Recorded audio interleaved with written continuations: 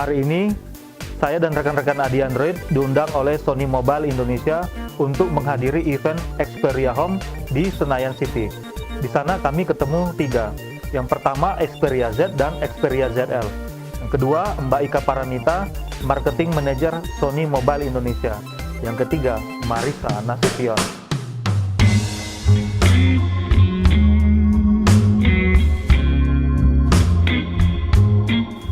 Dalam video ini akan kita share semua pengalaman tersebut. Tapi sekarang nggak lagi. Semuanya berkat Sony Xperia Z, layar HD Reality, display 5 inch yang luas, ditenagai oleh Mobile Brazia Engine 2, dan optik kontras untuk tajaman gambar.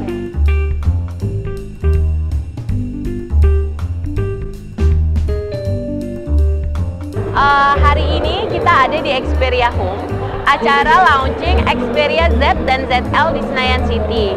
Ini dalam rangka peluncuran terbaru produk kami, di mana kami mempunyai 4 pilar untuk produk Xperia Z dan ZL. Xperia Z itu water resistant yang tertinggi di kelasnya dengan IP55 dan IP57. Mereka berdua mempunyai desain omnibalance, didesain secara ergonomis untuk memudahkan penggunaan, durable tempered glass 2 sisi, water resistant serta dust resistant tertinggi di kelasnya. Kita punya connectivity di mana dengan produk-produk yang didukung teknologi near field communications itu bisa dengan satu sentuhan handphonenya disentuhkan dengan gadget dan langsung bisa nyala. Jadi display ini menggunakan Bravia Engine 2 Mobile. Fitur-fitur di handphone ini itu sama seperti menonton TV, Full HD technology untuk display. Kamera dengan 13 megapiksel, superior auto, yang secara cerdas dia bisa memilih menentukan layout yang mana yang terbaik untuk foto tersebut dalam kondisi cahaya apapun. Kami punya Exmor RS dan bisa menggunakannya untuk merekam video sekaligus memfoto. Yang terakhir adalah Walkman atau Listen. Untuk suaranya itu ada noise reduction, ada clear voice. Penggunaannya itu sangat enak sekali untuk digunakan. Handphone kami memiliki suara yang paling jernih aplikasi musiknya. Xperia Z and Xperia ZL experience the best of Sony in a smartphone. Exmor adalah sensor CMOS dengan varian khusus mobilenya yang disebut Exmor R. Exmor R adalah sebuah sensor CMOS yang menggunakan teknologi back illumination. Pada tahun 2007, perusahaan Omnivision menemukan teknologi back illumination untuk aplikasi kritikal seperti teleskop bintang yang membutuhkan kapabilitas low light. Back illumination mampu meningkatkan partikel cahaya yang ditangkap oleh sensor 30% lebih baik dari sensor CMOS konvensional. Sayangnya teknologi ini terlalu kompleks dan mahal untuk diterapkan pada produk-produk konsumer. Baru pada tahun 2009, Sony adalah perusahaan pertama yang berhasil mengimplementasikan proses produksi sensor Exmor back illumination dengan kos rendah. Hasilnya adalah Exmor R yang digunakan oleh generasi Xperia awal, memberikan kapabilitas low light pada produk-produk konsumer, sesuatu yang sebelumnya adalah wilayah peralatan profesional seperti teleskop bintang. Belakangan, sekali lagi Sony berhasil berinovasi menemukan cara untuk mereduksi dimensi sensor dengan menempatkan tata hubung sensor menumpuk di belakang matriks fotoreseptor alias stack, menghasilkan sensor baru yang disebut Exmor RS yang diterapkan pada produk Xperia generasi terbaru Xperia Z dan Xperia ZL. Bagaimana dengan Xperia Z sendiri untuk update-nya gimana? Saat ini Xperia Z diluncurkan dengan Jelly Bean Android system. Tapi untuk konsumen yang membeli Xperia Z, biasanya itu secara sistem diberitahu bahwa dia sudah upgradable ke sistem Android yang berikutnya. Bisa juga secara service center, tapi untuk Xperia Z dipermudah di mana konsumen bisa mengupgrade sendiri.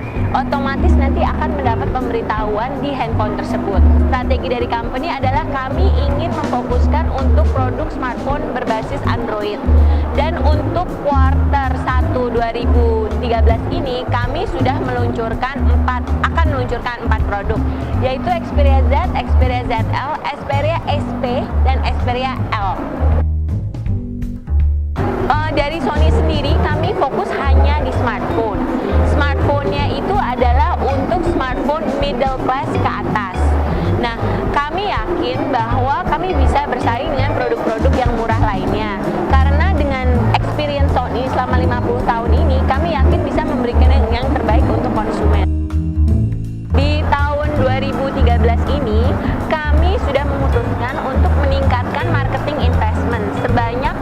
dari 2 kali lipat dari tahun sebelumnya. Kami juga meluncurkan produk-produk baru yang sesuai untuk setiap segmen kelasnya. Banyak sekali kegiatan yang akan dan telah kami lakukan. Salah satunya adalah dengan mengadakan brand activation serta membina relasi-relasi dengan semua masyarakat. Kami ingin memperkuat positioning Sony Xperia Mobile sebagai salah satu atau bahkan handphone Android nomor 3 terbesar di Indonesia. Tahun 2010, Sony mulai merilis brand Xperia bagi perangkat mobile Android-nya.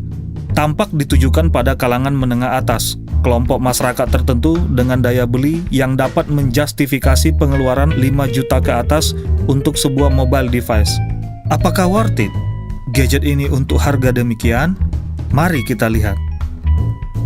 Untuk kisaran harga ini, Sony menyumpalkan segumpal fitur high-end pada produknya, yang tidak hanya berada sebagai fungsi, tapi juga sesuatu yang dapat merepresentasikan lifestyle gaya hidup pemiliknya.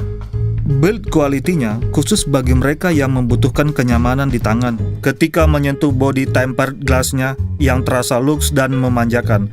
Ia mengintegrasikan peralatan elektronik lainnya yang punya kapabilitas Near Field Communication.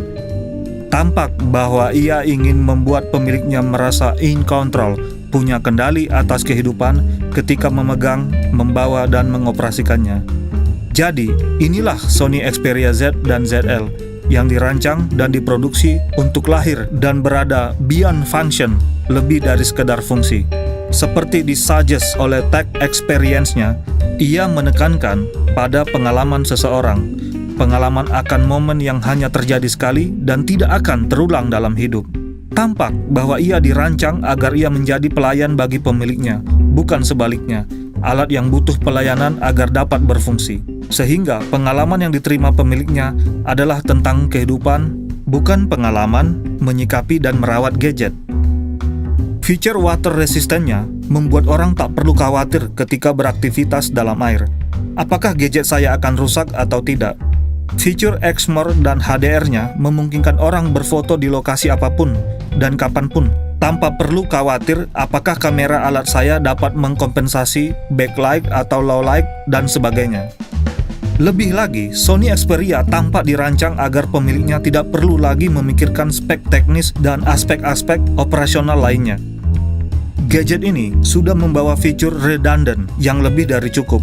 Dengan kamera 13 megapiksel lebih, fitur HDR, Exmor, auto update dan sebagainya, tampak bahwa perancangnya ingin agar pemilik Sony Xperia tak perlu lagi khawatir akan pernak-pernik dan segera dapat menikmati pengalaman hidup tanpa dibatasi oleh kemampuan gadget. Jadi, apakah harganya layak? Bagi orang yang lebih mengutamakan pengalaman hidup daripada mengurus alat, jawabannya adalah iya.